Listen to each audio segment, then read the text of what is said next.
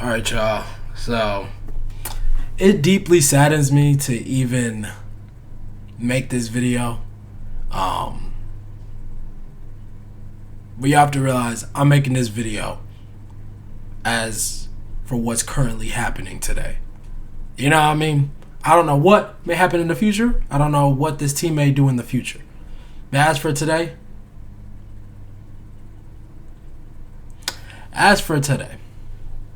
we are not sniffing the playoffs.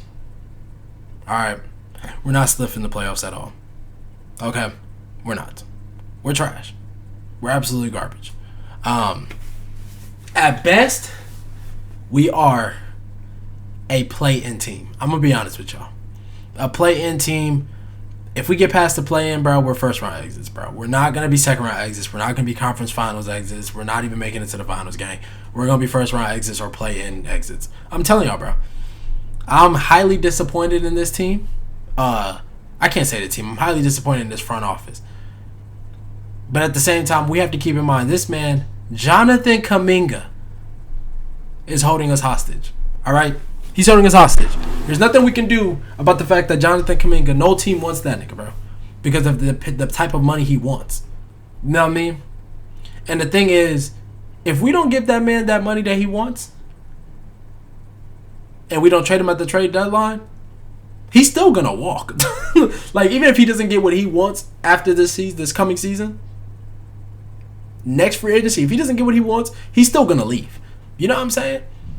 So he's genuinely holding us hostage. We can't make no moves until we get rid of this motherfucker. And Jonathan Kuminga, I ain't gonna say like I was your biggest fan, but I fuck with you. You was part of my team. We drafted you. You cool. I don't think you fit well with our team. I'm just being honest. And a lot of Warrior fans gonna probably get on my head top, but like at the same time, bro, if you watch the Warriors, bro, you just know Kuminga don't really fit with the team, bro. He don't really fit it. He don't. You know what I'm saying? He definitely don't fit next to Curry. Let's just be real. He don't. You know what I'm saying? And we have done absolutely nothing. All right?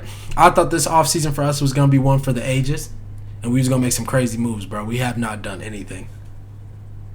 And teams have... Bro, I can name 4 teams off the rip that are better than us this season. That I can say last season we were either right with them or we were better than them.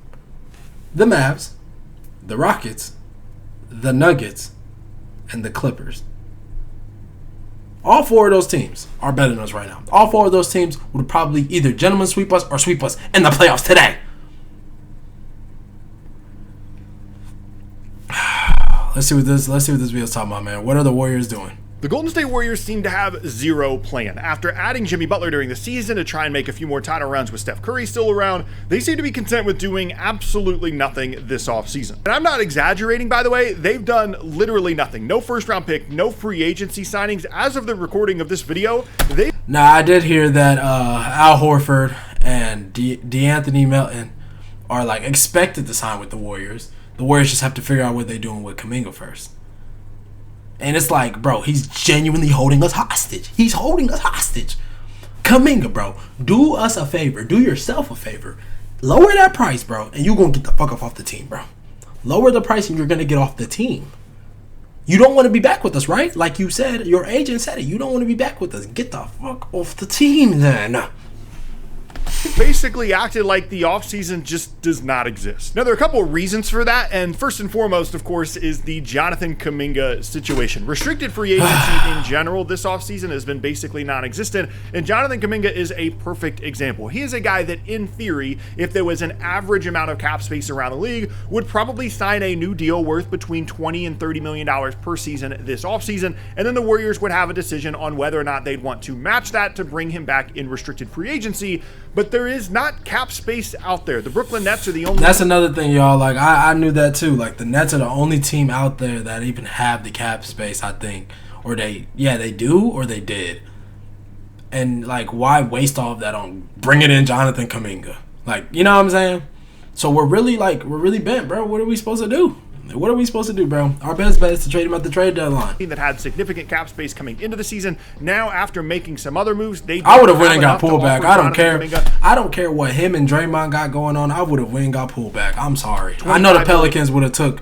motherfucking Kuminga for Poole. I know a year, and so the Warriors aren't negotiating against anyone when it comes to signing a contract to bring back Jonathan Kuminga next season. There are other options here where Kuminga can sign the qualifying offer, or they can try and find a middle ground, but right now there's no real hurry for either side to get this sorted out other than just having a resolution to it in general. One of the things that has seemed likely over the last couple of weeks is some kind of a sign and trade situation, because things have gotten so tenuous between Kuminga and the Warriors, and really have been that way for the last couple of seasons because Steve Kerr just is not a fan, clearly, of Jonathan Kuminga. He definitely isn't. I ain't gonna lie. Them not being together next year makes a lot of sense. The problem is it's very difficult to figure out a sign and trade scenario for Jonathan Kuminga, or really just in general for restricted free agents. There's a lot of rules in terms of the way you have to match money that make things very difficult, in addition to the fact that the Warriors are looking to get like a decent player and a pick in exchange for Kuminga, and he probably just doesn't hold that much value. Oh my gosh. A bunch of I ain't gonna lie, these highlights making Kuminga look like a god. Look, listen, Kuminga is good, bro. I've never said Kuminga is not a good player. I just don't think he fits with our team. He needs to be on a team where they're really not trying to win nothing, bro. I think that's what Kerr has been saying. Like, bro, Kuminga's good, but not for our team, bro. When we trying to win a chip, bro, he just trying to go get his own. He needs to be with MPJ. Them just shooting shit, them just doing shit. You know what I'm saying? Like, around the league, in addition to having to pay him what is probably going to be $20, $25, maybe $30 million a season moving forward for a player that is talented but hasn't necessarily proven a lot at the NBA level. And there have been rumors out there about a team like the Sacramento Kings possibly being involved for Jonathan Kuminga as they maybe try and go a little bit younger. You could do Malik Monk and some stuff. You could do nobody wants Malik Monk, maybe the bro. Warriors would be interested in that, but if I'm the Kings, I'm not overly interested in giving up future draft compensation in exchange for Jonathan Kuminga for a team that I'm not really sure where they're going anyway in the first place. The Phoenix Suns have come up as a possibility as well, where they could flip Dillon Brooks in exchange for whatever contract Kuminga would then be on, where Phoenix goes younger, they get an upside piece in Kuminga. Bro, we are not taking Dillon Brooks. We are not taking Dillon Brooks, bro. Grabbing Dillon Brooks is worse than when we got CP3. I'm gonna be honest with y'all, bro. Our organization hates Dillon Brooks, and Dillon Brooks hates us more than our CP3 rivalry, bro. We would never get Dillon Brooks, bro. I'm trying to tell you. And I don't even really want him, bro. I'm being honest with you. I don't really want him. Because first of all, he's not starting.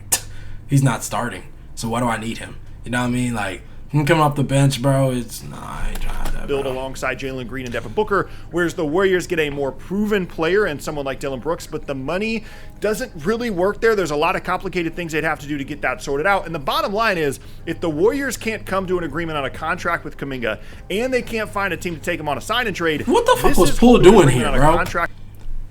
Like, y'all can't even see, bro, but it's like, Poole, this is why you got traded, bro. Like, what were you doing? With Kuminga, and they can't. He was trying to get himself traded. I feel like he was trying to get himself traded. This is holding up the entirety of their offseason. They can't really do anything else because the numbers are so complicated with restricted free agency and possible restricted free agency sign and trades that even moves that have been rumored, like it's rumored that maybe they added Big Al from the Celtics. It's been rumored that maybe they added DeAnthony Melton.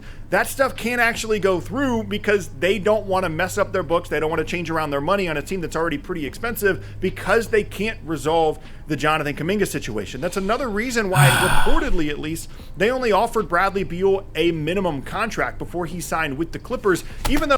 It's like, bro, this man messed up our chances of getting Bradley Beal too, bro. Like...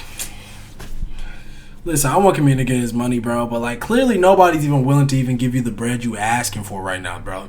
Make that number come down, dude.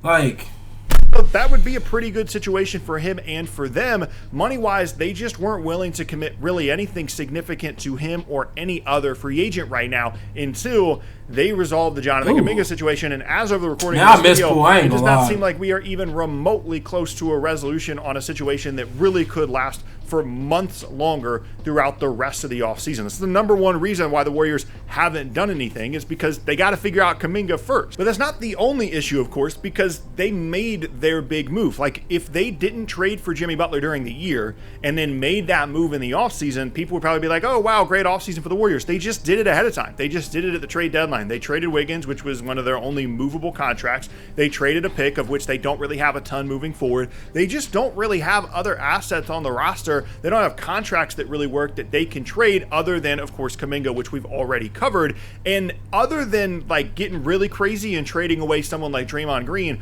when you look at their payroll sheet, there's just not numbers out there that make sense for them to move a bunch of guys to try and add pieces. That's why the Jimmy Butler thing was, I wouldn't say a risk, but it was so significant because it did use up all of the pieces that they could possibly use, namely someone like Andrew Wiggins and Kyle Anderson's contracts. Those were the pieces they had to make a big move, and now without them, their options are just really, really limited. I personally would just keep Draymond at this point. I wouldn't look to trade him for someone else because even at the number that he's making, he's still incredibly valuable to Golden State, and I don't think you're going to get equivalent value for your own basketball team trading away Draymond. And if you're not trading away Draymond, you just don't have the contracts to make really any other. Bro, and if we lose in GP2, who's replacing GP2? Because I ain't gonna lie to y'all, bro. We still do not have a point of attack defender, bro. And that's what killed us in the playoffs, low key, bro. When you think about it, like, even if Curry didn't get hurt, bro, we had no point of attack defender, bro. Oh, man. We're screwed. We're screwed. Kind of big name or big trade work.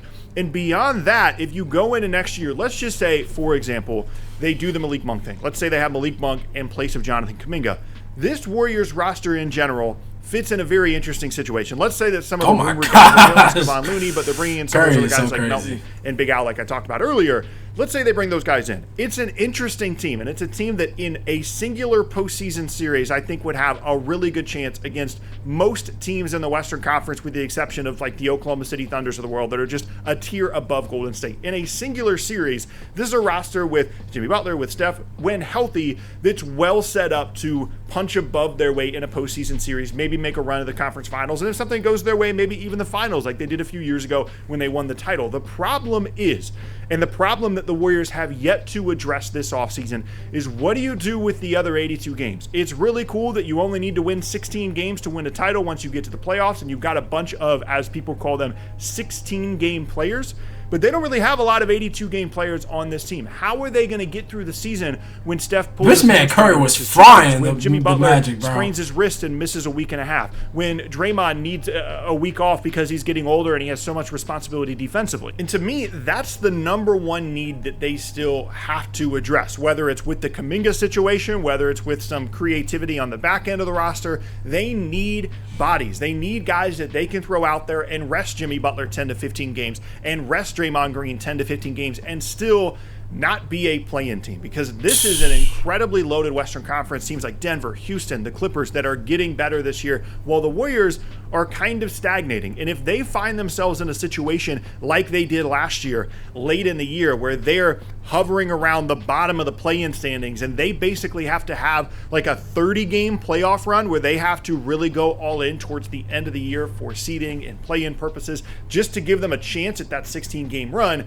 that to me is a dangerous situation for the Warriors to be in, and largely would look similar to what we saw last year with injuries and things like that derailing the end of their season. And that to me, apart from resolving the Kuminga situation, is the number one issue I have right now with the Warriors. I respect the fact that they made the Jimmy trade, and when those three guys played together, Draymond, Steph, and Jimmy Butler, they were fantastic, especially in the regular season towards the end of last year. And I think there's proof of concept that all those guys can work together, and all the playoff success that they've had certainly holds a lot of weight in the postseason. But you have to get there first. Watching this video makes me so mad, bro. It makes me so fucking mad, bro. It makes me so mad, bro. It makes me so mad. And you have to wonder what kind of chance you actually have to do something significant in the postseason. I respect the fact that they're going for it. It's much better than Steph just winning 40 to 45 games every single season. But this is really their chance. They've got this year, maybe the following year. They've committed money to it. But at this point, they've got to get very creative and frankly get lucky with a lot of their other roster moves to be a significant part of the upcoming NBA season. Without tremendous injury luck, it's going to be difficult as currently constructed for the Warriors to... All right, man, that's enough, bro. We'll see if the Warriors do anything by the time the season starts. But it's looking bad, man. Y'all heard the man.